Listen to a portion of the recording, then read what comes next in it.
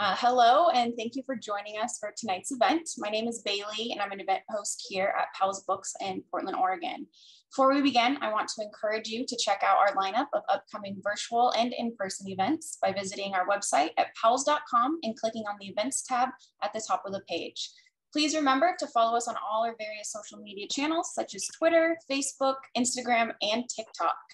Tonight, we're honored to welcome author Kate Kelly in conversation with Congressman Jamie Raskin to discuss Kate's book, Ordinary Equality: The Fearless Women and Queer People Who Shaped the U.S. Constitution and the Equal Rights Amendment.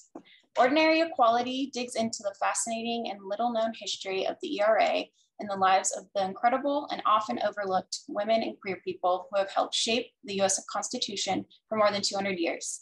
Based on the author's acclaimed podcast of the same name, Ordinary Equality recounts a story centuries in the making. From before the Constitution was even drafted to the modern day, she examines how and why constitutional equality for women and Americans of all marginalized genders has been systematically undermined for the past 100 plus years, and then calls us all to join the current movement to put it back on the table and get it across the finish line. Kate Kelly is a feminist, activist, and human rights lawyer. She holds a JD degree from American University, Washington College of Law, the only law school in the country founded by and for women. She's a nationally known advocate for the ratification of the Equal Rights Amendment and host and creator of the podcast Ordinary Equality. Kate is joining us from Laramie, Wyoming.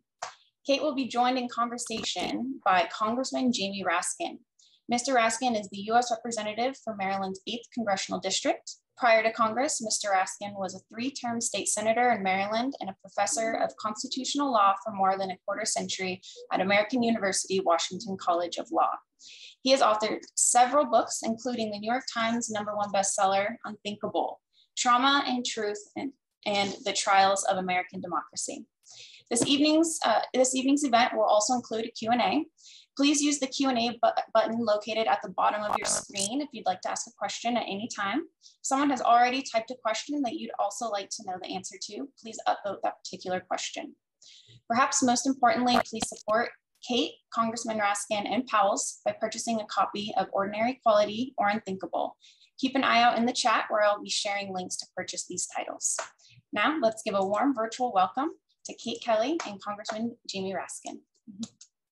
Hi, so excited to be here. So Jamie, I know that you're, or Representative Raskin, I'm sorry. I'm so excited to be here in conversation with you. And I think most people probably don't know how we know each other. So can I tell them or you want to tell them? Yeah. Well, Kate Kelly was my prize pupil at American University's Washington College of Law. I don't know, she'll have to tell the whole story, but I vaguely remember that, well, Kate you were an undergrad in Utah at Brigham Young, right, at BYU. Mm-hmm. And at that point, you were very deeply involved in the Church of Latter-day Saints, the Mormon Church. The story, as I heard it, I can't remember if it was from you or from Dar, is that you were a big Dar Williams fan, and then you went to and you were a conservative, right-wing, Republican, Mormon, good married woman, and you went to a Dar Williams concert. Is that right?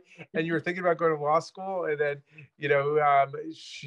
I don't know if she mentioned my name or you talked to her or something, and you thought, okay, I think I'm going to go to American University, Washington College of Law. I heard about this guy from Dar Williams, and then you learned also it was the first and the only law school on earth founded by women, something like that. And then you were in my constitutional law class, and you became my research assistant, and you also proselytized me and gave me my own Book of Mormon back in those days. But you were always a radical Mormon. We should be clear about that. You wanted Mormonism to return to its radical roots, and of course, it was considered a radical religion because it was committed to taking care of everyone and common property and everything. And it's strayed far from those roots, but that's also part of the story, your excommunication. And I figure as a minor role in that story too, because I got to be one of Kate Kelly's witnesses, witnesses in the defense, on the defense side in her excommunication.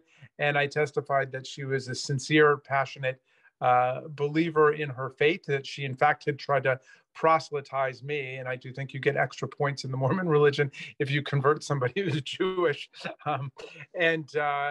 But anyway, no, it wasn't enough because her apostasy was too great. But I was telling Kate right before we started, this is Kate Kelly week for me here in Maryland's beautiful 8th Congressional District, because the Church of Latter-day Saints has this extraordinary, beautiful temple right in the heart of my district. And all the kids think it's like the Wizard of Oz because it looks like you're going to Oz. It's up on a hill in Kensington and everything. And they hadn't opened it up in something like 50 years. I think it was like 1978 when it was last opened, but they decided to open it to the public for several weeks. So I was invited on a tour. I was given a wonderful tour by a wonderful man. And we went all the way through and he said, yeah, do you have any questions? And I said, why did you guys excommunicate Kate Kelly?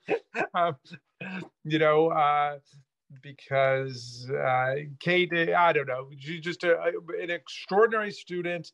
And in the deepest sense of the word is always on a search for the truth, on a search for justice and equality.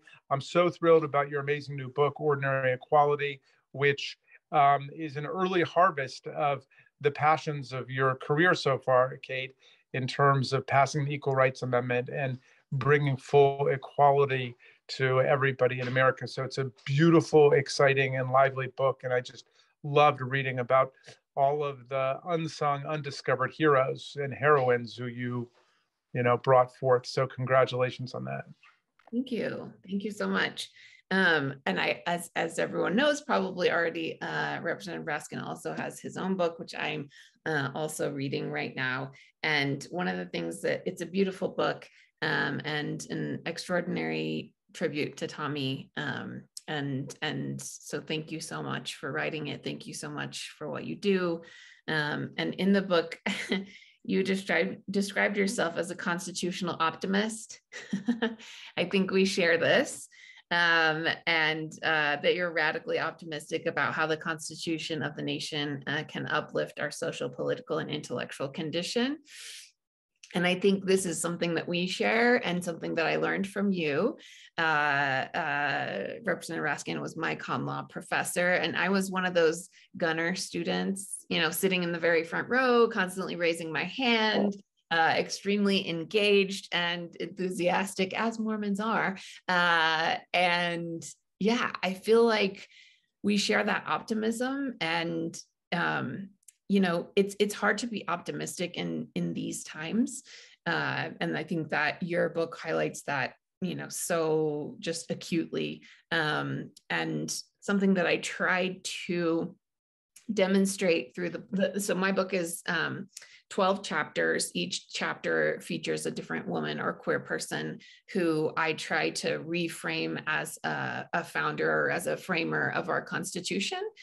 Because I think when we think about con law and when we think about the Constitution, we think about, guys in 1787 in a room talking about, heady things and having these inspirations and being incredible, but we rarely think about women or queer people as framers of our Constitution. And so I'm trying to reframe that narrative and help people understand that women, even at the time, we were engaged in trying to get ourselves into that document. And the fight is not over, unfortunately. Abigail Adams, as I believe you talked about, but in class, Abigail Adams, even at the time during the Constitutional Convention, was writing to John Adams saying, the famous line is, "Remember the ladies." But she wasn't so polite. She also said things like they will foment a rebellion, that they will not be beholden to a government that does not represent them, that they wanted to be full and equal citizens. So she was very clear that she wanted to be included in the Constitution. And so I think it's important. I go back in the book all the way from before the Constitution was written to help people understand that women have always been advocating to be included as full citizens in this country, and we aren't there yet. And trying to kind of help people see this trajectory throughout time to the modern day. And the book doesn't really have an ending. the ending is kind of, because the ERA doesn't have an ending yet. We're still working to get it into the Constitution and certified and published by the Archivist. And so the final chapter of the book is kind of about us and how people, everyday, ordinary citizens can get involved and be the next steps, the next part of this change. So, yeah.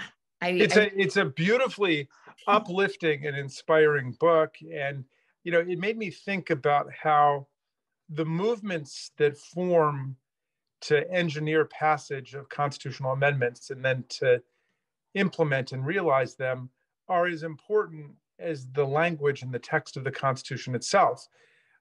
Because, if you think about the 14th Amendment, it took a Civil War, profound social struggle, the abolitionists, the slave rebellions and uprisings, Frederick Douglass and Lincoln's martyrdom and the whole thing.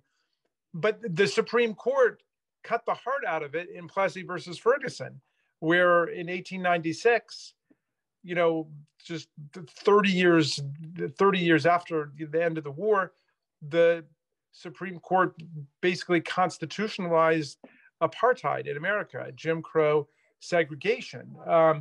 But the movement that led to the 14th Amendment then was able to rebuild slowly until it finally built into the powerful Student Nonviolent Coordinating Committee and CORE and Dr. King and the Civil Rights Movement, which brought us the Voting Rights Act and the Civil Rights Act, which again have been gutted and decapitated by right-wing Supreme Courts. And it's required movement in the streets like Black Lives Matter to try to turn things around and people fighting for voting rights around the country. And I was thinking about the ERA through your telling, and the movement to transform the consciousness of the country around women's rights in the 1960s and 70s and 80s, it transformed our equal protection jurisprudence. The fight that Ruth Bader Ginsburg was involved in actually changed equal protection jurisprudence. I mean, it was considered a joke that women would somehow be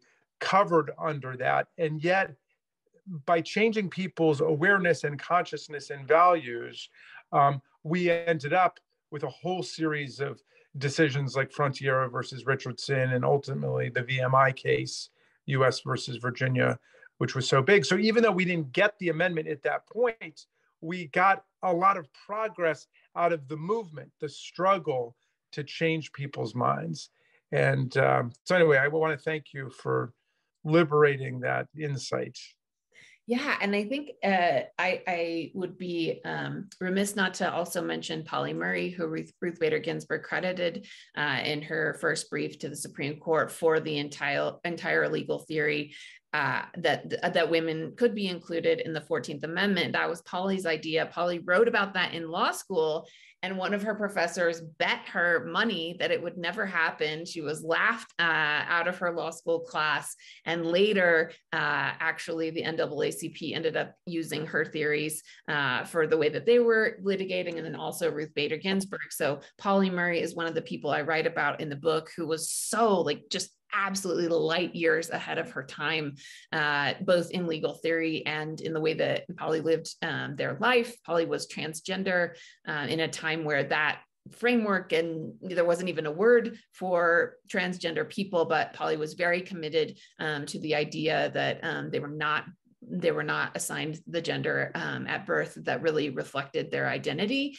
And so this is like a person who is just like not only ahead of their time, but also our time, and where we get that legal theory. And again, Ruth Bader Ginsburg credited Paulie for that idea on the front of the brief, and so gave that intellectual honor to Paulie. And I think Paulie is another person I share an affinity with, because Paulie was the first Black woman ordained an Episcopal priest.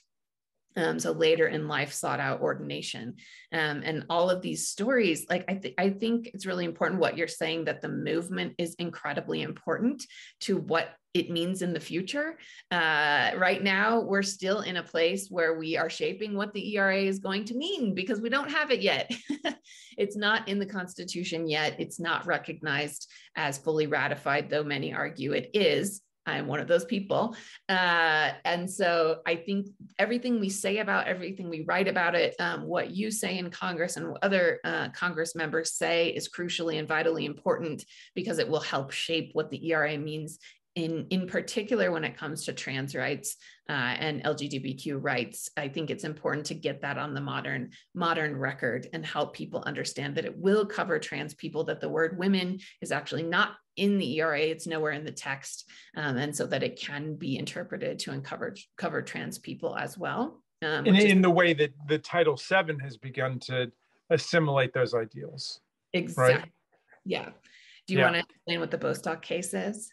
Well, you do that, but I do want to say that, you know, the point you're advancing is a controversial point because, of course, that's what's galvanizing the right wing, or at least that's what they're using now in the attack on the trans community.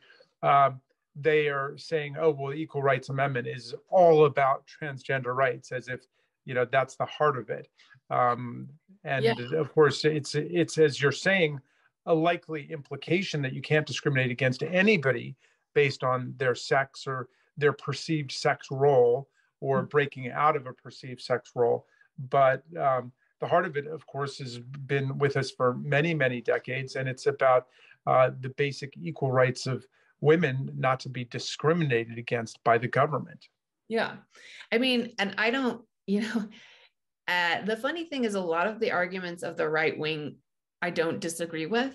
It's just whether or not those are bad things. So will the ERA help us protect reproductive rights? Yes. I don't disagree. That's something else they focus on. I just disagree about whether or not that's a good thing. I think it's a good thing. And I think we need constitutional protection, especially when we're on the brink of completely losing Roe or it being gutted in June of this year. And trans rights is another thing they like to hyper focus on in order to divide us.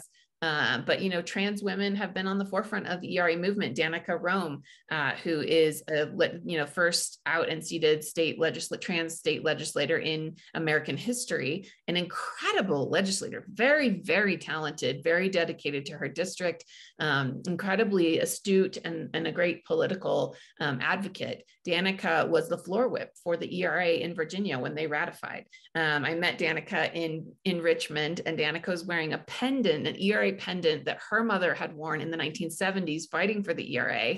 And then when Danica was the floor whip for the ERA in the House of Delegates, Danica was wearing that same necklace. And so I've known her a long time too, and supported her strongly when she first ran in Virginia, but she'd been a journalist, I think, for the Washington Blade newspaper, and covered my work in Annapolis when I was the floor leader, both for marriage equality and then for transgender civil rights in our state. So I've admired and really watched her career with a lot of pride, seeing what she's done. Oh, I love Danica. Danica is so promising. But I point that out, and there is a portion of the book about Danica in the last chapter.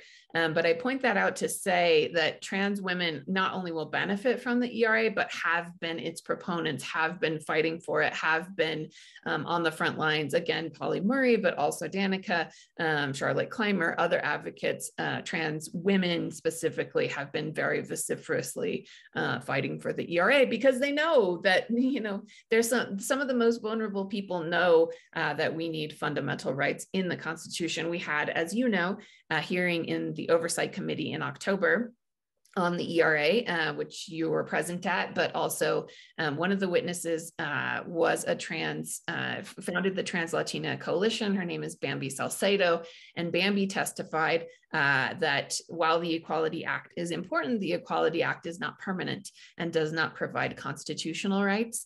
And so that's another thing I think it's important for people to understand, that legislation is very important, and we're losing a lot of rights we thought we had, and those are getting scaled back or stripped away. But a constitutional amendment is permanent.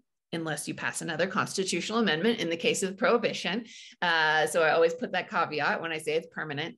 But I think, when I tell people about why we still need the ERA, even though we had a lot of gains in the 70s, even though Ruth Bader Ginsburg almost got to, the highest level of scrutiny, not quite, but she tried under the 14th Amendment Equal Protection Clause, like we still need the ERA because it will be this foundational, it will provide a foundation upon which we can both litigate and legislate into the future. And it also provides a tool for future generations because, a lot of people are worried about who's on the Supreme Court right now, justifiably so. But the ERA will outlive every person currently on the Supreme Court. And it can be that permanent protection. When you think about amendments, I think about the First Amendment or even the Second Amendment. People who wrote and ratified the Second Amendment could not have envisioned how powerful it could be today, and some would argue to a fault. But I think we don't even know the limitless potential that the Equal Rights Amendment has. Once we get it into the Constitution, it will be used for generations to come. So I think that's another reason why I'm myopically obsessed. And I am a big champion of it, and you have obviously helped to fuel and enhance my passion for it. But I do want to just note one caveat, which is it is necessary to make all the progress we want to make on so many fronts, but it's not sufficient, and the movement can never go away, because you just look at the constitutional amendments that have been gutted by the Supreme Court and that only take meaning if people are willing to fight for them. I mean, I had a hearing last week in the Oversight Subcommittee on Civil Rights and Civil Liberties, which I'm chairing, about book banning taking place all across the country. And we've got a First Amendment which presumably defends people's right to read what they want to read and to engage in the ideas they want to engage in. And yet there are more than 1,000 books that are actively being targeted for censorship and being stripped from school libraries and public libraries across the country. Incidentally, one of those books is my book, We the Students, which which I wrote for high school kids about what their rights are. It was sponsored by the Supreme Court's Historical Society, and the Republicans are trying to ban it in Texas right now. I told them before they ban it, they should read it, because the Supreme Court decision Board of Education versus PICO is in there, which is all about how, school boards can't remove books from school libraries because people have a viewpoint objection to them.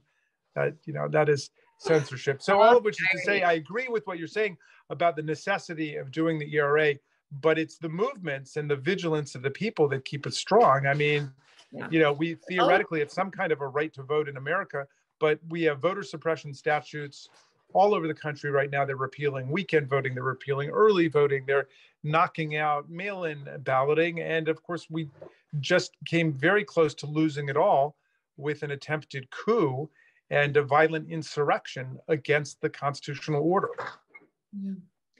And I think you and I are unique among lawyers in that we are very tied to movements and the strength of movements and the power of movements and supporting and building movements. That's not like a very typical lawyerly thing. But if there are two of us, we're not unique. And I think we need more of us, because I think it's also important to understand that these tools can also be used against us in many cases. If we have an Equal Rights Amendment, I have no doubt that they will find a way to use it against us, as they have with strict scrutiny to a certain extent by eliminating programs that benefit women, programs that benefit marginalized groups. So every time we try to put in a permanent protection, those who oppose equality find a way to use it against us. And without robust movements, everything is going to be turned on its head at any given time. So I think that's another point, a really good point. We need to return to in 1978, when they were voting to whether or not to extend the ERA deadline from 1979 to 1982, 100,000 people marched in the streets of DC in support of the Equal Rights Amendment.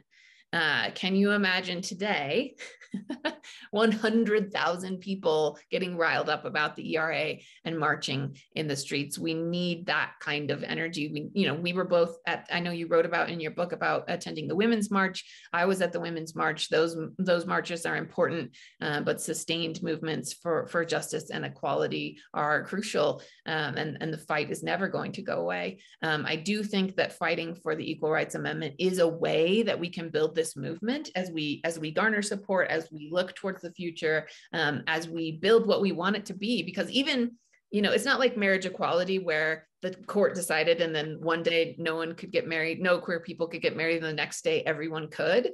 With the Equal Rights Amendment, it's not going to be one day we're unequal and the next day like everything is immediately eradicated. Like we all get equal pay and we get a pay raise and it will be decades and decades of fighting, using it as a tool, but fighting for what we want it to mean and elucidating the meaning and putting into the amendment what we need it to be. So I think in that way, it's very important for people to understand it's not a panacea, it's not an immediate fix, but it will, of course, be a platform and a hook for permanent and lasting change. So yeah, I think it's really important to have the long view and to understand that we're in this fight permanently. Unfortunately, the Equal Rights Amendment has been 100 years in the making. So one of the people I write about in the book, Crystal Eastman, who is the founder of the ACLU, which very few people know, that the ACLU was conceptualized and founded by a woman. And the reason that they don't know that is the person who took over for her, a man who she recruited, took over while she was hospitalized after birth. So she was literally on maternity leave. And when she came back, his name was on the stationery and he had taken over the ACLU. So that is why we do not know that Crystal Eastman is the true founder of the ACLU. But I think it's important. One of the things Crystal Eastman said, so she was like this absolute like savant and visionary. And when they passed the 19th Amendment, finally got it ratified, in 1920, she gave a speech. Most people were like tired. It had been decades fighting for this. Like everyone was like, finally, we got it done. And Crystal Eastman gave a speech, and the title of the speech was "Now at Last We Can Begin." And she gave the speech and said, okay, this is like the absolute bare minimum. Now we can vote, and now we can begin to actually build the future that we want. And part of that, she and Alice Paul and others, Alice Paul, graduate of Washington College of Law, but Alice Paul and Crystal Eastman and others began drafting the Equal Rights Amendment. And Crystal Eastman famously said that the Equal Rights Amendment was worth fighting for, even if it took 10 years. It has now been 100 years and we still don't have it. But I think, even her, she was somewhat underestimated, the opposition to the Equal Rights Amendment. But I think the sentiment holds that it's worth fighting for no matter how long it takes. Well, thank you for having that constitutional optimism and energy, because it's definitely contagious. And I know people will say they're exhausted and they're tired and they're burned out, which of course is totally the right-wing plan. That comes right out of Steve Bannon and Cambridge Analytica and Vladimir Putin and Donald Trump, is all about, catalyzing and activating the most unstable, fanatical people in the country and just depressing the hell out of everybody else, So when people tell you they're too tired, and look, everybody should take a break. This is a collective enterprise. It's not on one person. But if they tell you that they're too tired to be involved in politics anymore, tell them congratulations. You just struck a blow for Donald Trump and Vladimir Putin, because that's what they want you to say.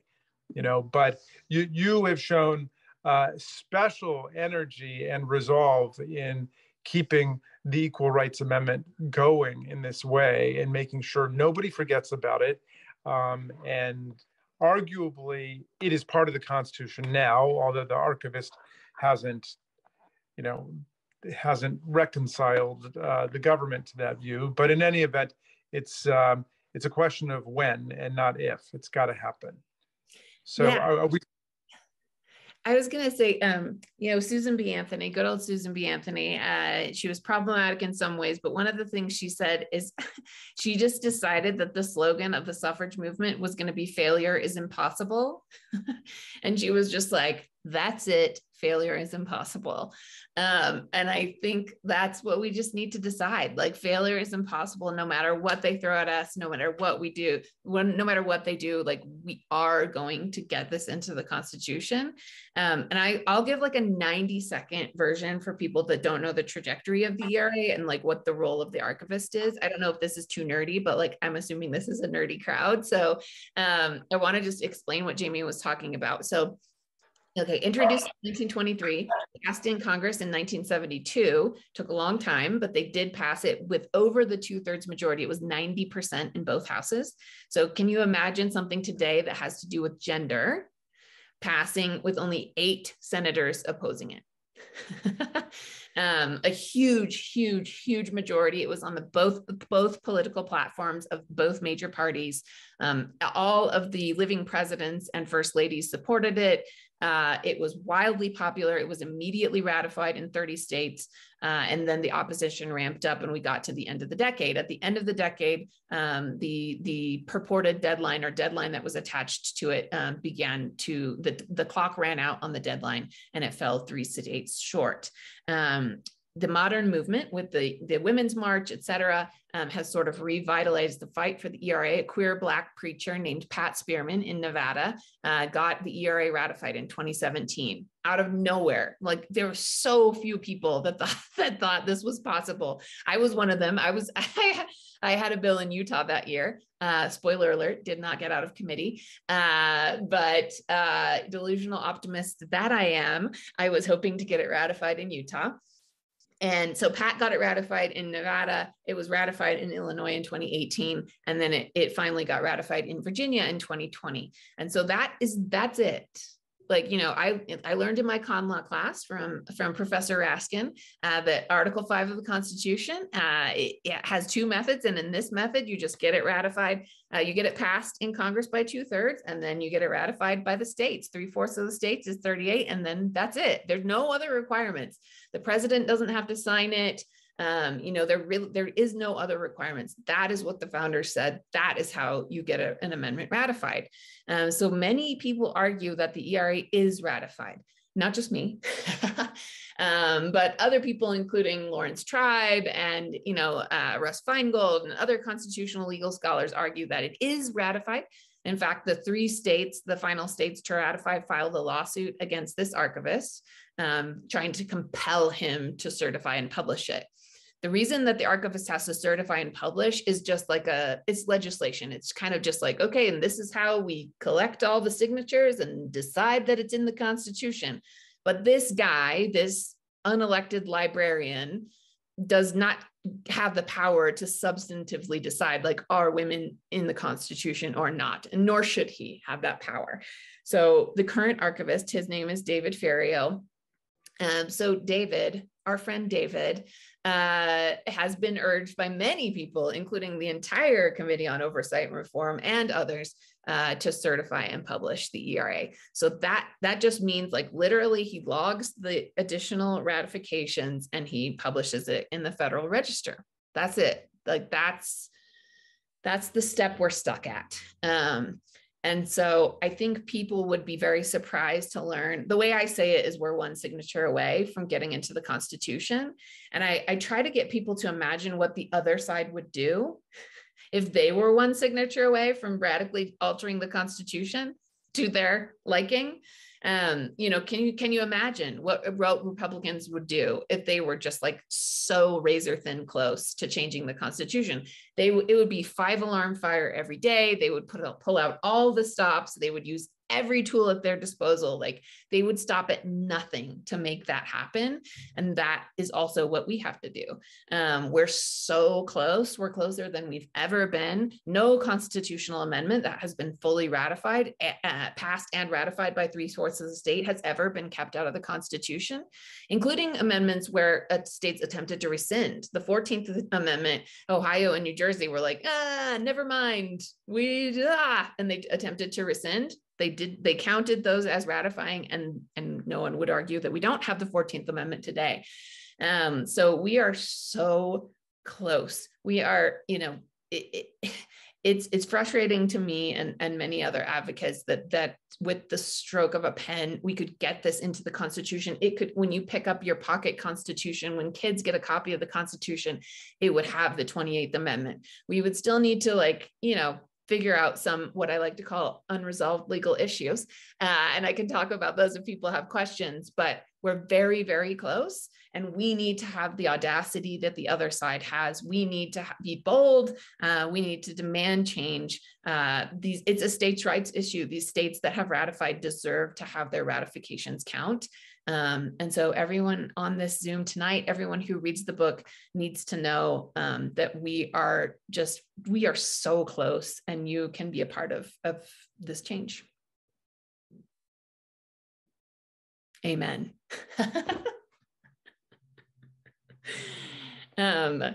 Sorry for going on a tangent, but I'm just like, we're so close. No, very well done. And the vast majority of people don't know anything about this, as you know, Kate. And I know you've traveled around the country. You were central to getting Virginia to ratify it.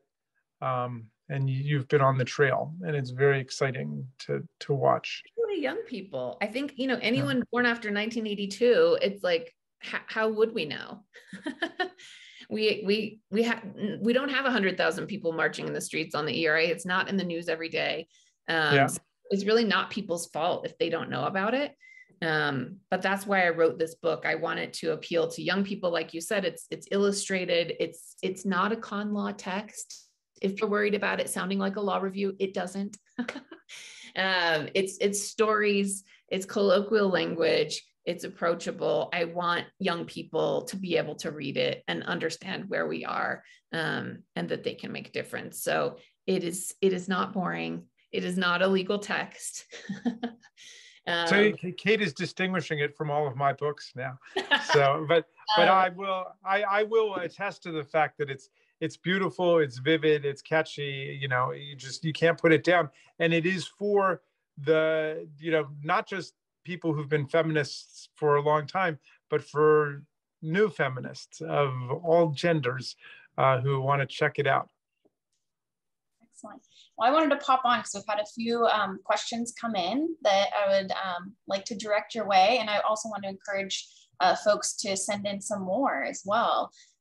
So Linda would like to know, how can we galvanize folks to rally in Washington for the ERA?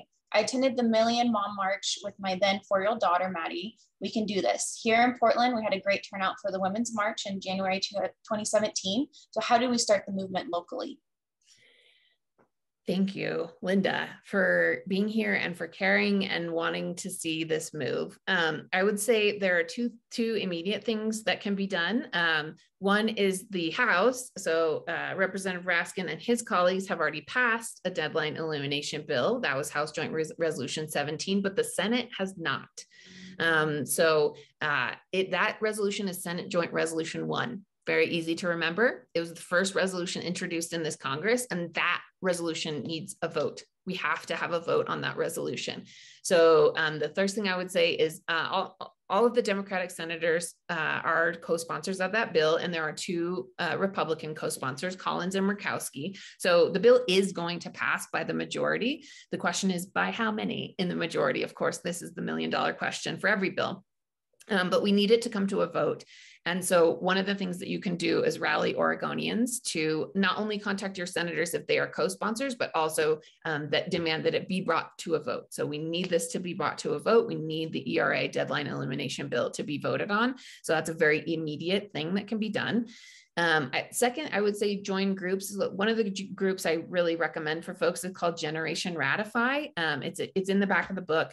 And it is a group of it was started by 2 15-year-old girls who can't even vote yet, but are very amped up about, their rights and wanting to be included in the Constitution. So Generation Ratify is a great group. I think they have a chapter in Oregon. And if not, you could start one and get involved with all the young people rallying for the ERA. And then another group is the ERA Coalition. So the ERA Coalition is a group of folks in many different states, including unratified states, helping to both get the ERA ratified and then also help push for the federal amendment. And I agree. I think there should be marches. I think there should be huge demonstrations. I think we should camp out in front of the National Archives and, refuse to leave until David, our good friend David, signs, seals, and delivers. And so I think much needs to be done. So connect with these groups, Generation Ratify, ERA Coalition, and then also start local groups. There are California legislature right now in the Senate is voting on a resolution to affirm the ERA as the 28th Amendment. You can do that in the Oregon legislature. You can do that in Portland. You can do that in any place where you live. A local place can pass a resolution supporting the ERA as the 28th Amendment. And the more support it has nationwide, the more pressure there is on Congress to move on these bills that eliminate the deadline. And then also, of course, on the administration to move on the signature. So those are the things I'd suggest. The bill, like I said, the bill in California, I forget the name of the bill, but it's a bill in support of the Equal Rights Amendment in California. So that's another thing you could do in Oregon. Lovely, thank you. What about you, Jamie? Anything else people should do? No, I think you pretty much covered the full panoply of points of activism. So, you could also write a letter to the archivist, I assume, saying do the right thing. In fact, the archivist is stepping down, and the new archivist, the interim archivist, is going to be a woman. Her name is Deborah Wall. So, well, that kind of brings us to this next question. Maria would like to know, can you explain how and why the archivist is refusing to complete the process of ratification?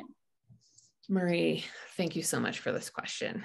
There are many reasons. The archivist has publicly stated that he does not feel that it is his prerogative to move without a court order or without being told to by the administration, which begs the question, why is the administration not instructing him to move? It gets into a little bit of legal nitty gritty, but there is a Trump administration memo instructing the archivist that the ERA is dead.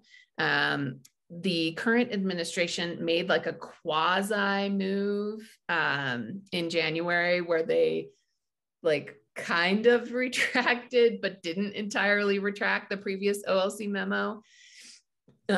So the long story short is the archivist doesn't feel like he has the authority to do so. This is not correct.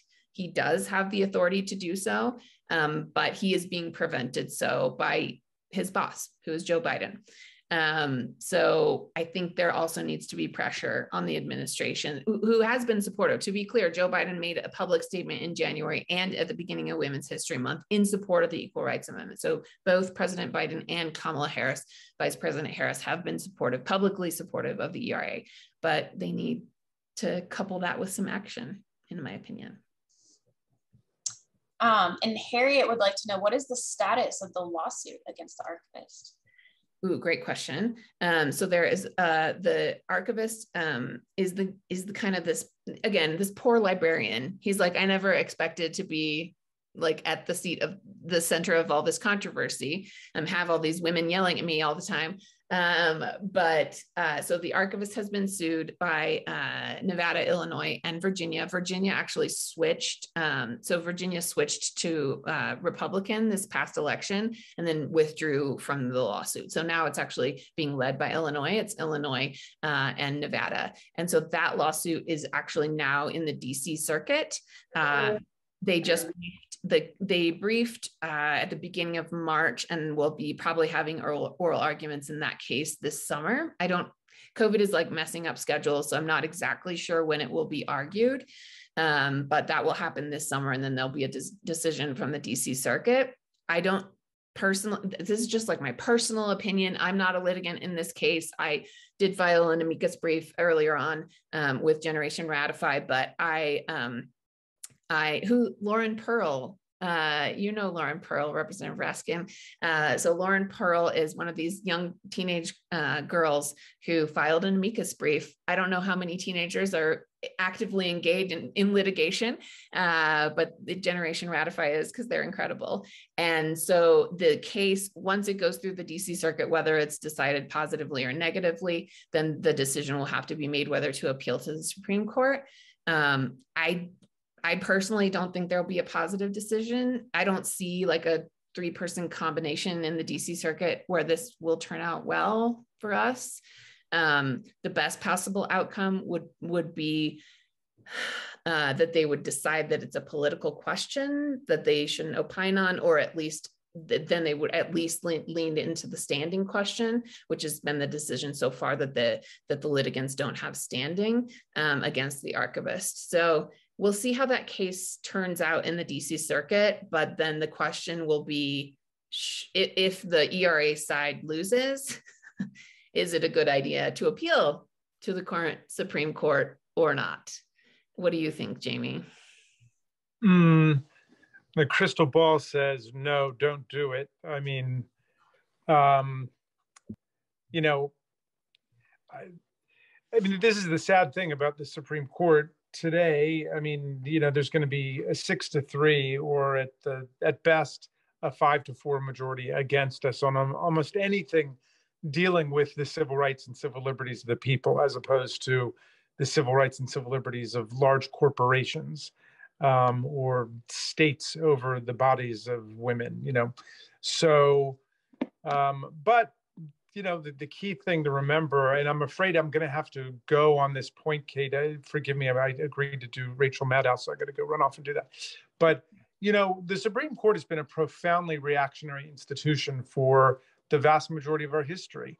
I mean, it's got a little bit of a halo over its dome from, you know, the Warren Court era with Brown versus Board and Roe versus Wade and Miranda versus Arizona. But for the rest of our history, it's really always been on the side of authoritarian power against the people. I mean, if you go back to the 18th and 19th centuries, I mean, the Supreme Court did nothing for the most oppressed people in the land, for the enslaved population, other than to constitutionalize and consecrate the whole system in the Dred Scott decision. And there, Chief Justice Taney, alas, of Maryland, said that the African American has no rights the white man is bound to respect. And the Constitution is a white man's document.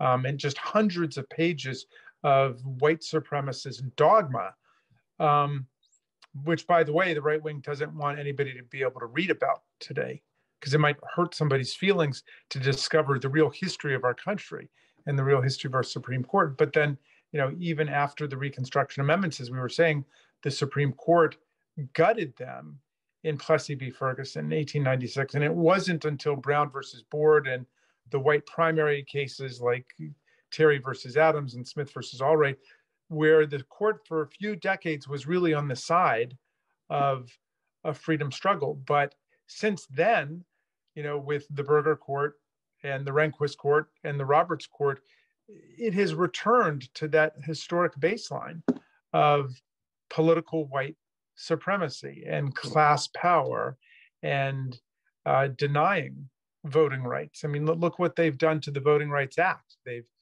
gutted the Voting Rights Act in Shelby County versus Holder and the Brnovich decision. So that's the real role of the Supreme Court. So yeah, I'm with you. I think our people have to fall out of love with the Supreme Court. I mean, you know, we can celebrate Justice Jackson. I mean, that's amazing. And I'm very happy about that, but she's in a 6-3 minority. And, you know, change has got to come, as we've been saying, from the people. I mean, that's the basis of the whole thing. So for that reason, I'm thrilled about your book, Kate Kelly. I'm thrilled about all of your work, and I remain immensely proud of you, as I am with so many of my my students. But it's just really exciting to see the great stuff you're doing. So congrats on the book. And I hope everybody goes out and reads it quickly. Thank you so much. Thank you for joining us. And also by Unthinkable, incredibly powerful personal narrative and political. So thank you so much for joining us. And I'll stay on for a few more questions if you want, Bailey. Yes, that would be great. Thank you. Thank you, Congressman. All right. Yeah, I have a few more questions for you. Okay. One of them, so in writing Ordinary Equality, what did you find the most joy in? Was there a particular chapter or person you were drawn to the most? Everyone asks this question, and I'm always like, no, I cannot favor any of my children. The 12 chapters are all equally important. I am going to say, I think I just like the way that I approach this is I just say a different person every time. And so I'm going to say tonight, Barbara Jordan. And this is one of the things that I found so much joy in. I consider myself like a little bit of a historical nerd, and there are so many people and stories about people that I didn't know about. You'll read the book and you'll just be like, what? Like, what? She said what? In like 18 what? And so one of the people I learned about was Barbara Jordan. Barbara Jordan was the first Black woman elected to Congress from the South. Barbara Jordan was also a lesbian and lived with her partner, committed partnership for 30 years, but no one knew. So she was a very like public figure, always in the news. She was in Congress. She participated in the Nixon hearings, incredible orator. But people did not know that she was a lesbian until her death. And then her partner came to her funeral and sat with her family. And that's the first time anyone knew publicly that she was a lesbian. And so I think, I'm just amazed at the things that Barbara Jordan was able to accomplish. Barbara, like I said, Jordan was very involved in the Nixon hearings, but also a vocal supporter of the Equal Rights Amendment, especially the deadline extension in the late 1970s. So the thing I tried to do with the book is help tell a more accurate tale or like a bigger picture of who fought for the ERA. Because when you think about the ERA, you think of like Gloria Steinem in the 1970s, like black and white photos with banners, white women. And that was never true. There were always women of color, specifically Black women, at the forefront of the movement for equality and for the Equal Rights Amendment specifically. And so I'm trying to tell a different picture, and by different, I mean more accurate picture of who was involved and is involved to this day. Yeah, thank you. That's great. Another question. So you talked a lot about movements and social justice. What advice do you have for people that are feeling social justice burnout? Yeah, I mean, Representative Raskin talked about this too, and that's obviously the strategy of the opposition. They have like an indefatigable, it's the most sustainable resource on the planet, their endless outrage and organization. And so we have to do the same. I think for me, I have been involved in various movements all of my adult life. And one of the things that's most important to me, and I know this isn't like going to be as popular, but for me, self-care is winning. Winning is self-care. Defending your own rights and dignity is self-care. It's not about like getting a pedicure or taking a bath. Like it's about organizing and building power. And for me, building power is self-care. Like that's how I take care of myself, is I defend my own dignity. And so that's where I get a lot of my energy and power from. And I also think that you just focus on one thing. You know what I mean? Like there are many, many, many important, vitally crucial movements for justice, and you can't be involved in every single one. You can support them and amplify them and, be engaged and be intersectional in your approach, but you can and should focus on where your energies are best fit. For me, I'm the lady who's constantly going to be talking about the ERA. At every meeting I go to, at every place I find myself, I'm going to be talking about the ERA, and that's okay. That's what I'm an expert in. That's what I enjoy. That's what I'm most passionate about. So that's, I guess, my more practical advice is just like know where you're needed and be okay with focusing on one thing. That's great advice. Thank you. And I have one more question. So what are some people, I mean, you've written about a lot in your book, but who are some people who have served as role models and mentors or affected your work in other ways that maybe aren't in the book? Yeah. One of the people I mentioned briefly in the book is my boss, my former boss, Carolyn Maloney. Carolyn Maloney is in Congress. She has been in Congress for 30 years. And the entire time has been fighting for the Equal Rights Amendment and other things that just people considered like an absolute long shot. You know what I mean? Like, oh, that is never going to happen. Why doesn't she shut up about that? And one of those things is the Women's History Museum. She, for years and years and years and years, was fighting to get a Smithsonian Women's History Museum on the Mall in DC. No one thought this was possible. People told her it was impossible. People gave her reasons why it couldn't happen. And she wouldn't give up. And last year, they did pass a bill for both a Latino museum and a Women's History Museum. And so that is going to happen. And solely because of Carolyn Maloney and her tenacity. And so, yeah, she's a person that I've learned, like, just literally never give up. Even if people tell you something is impossible, someday, maybe it's not possible now, but someday it will be possible. So yeah, she's one of my mentors. And I think one of the historical people that I've really just been incredibly inspired by is Paulie Murray. I talked about Paulie earlier, but Paulie is also one of those people when people would laugh at her or, simply not comprehend her existence. She was so grounded in her sense of self that it didn't shake her. And that was not easy through all the experiences that Paulie went through. So that's another person that I just am, the more I learn about Paulie Murray, the more I'm inspired by. Yeah, lovely. Well, and we've reached the top of the hour here. So I think we can go ahead and wrap it up. I want to thank you for joining us. It was truly a pleasure to host you and Congressman Raskin, and to welcome everyone that joined us tonight. Please consider purchasing a copy of Ordinary Quality and Congressman Raskin's book here, Unthinkable. We've linked both of those in the chat for you. Also going to add a link to our YouTube channel where this event will be posted in the next couple of days if you want to rewatch or if you wanted to share with someone that wasn't able to attend tonight. So we look forward to seeing all of you at another one of our events again soon. And until then, take care and thank you so much for being here tonight. Thank you so much for having me. Love Powell's. Bye-bye.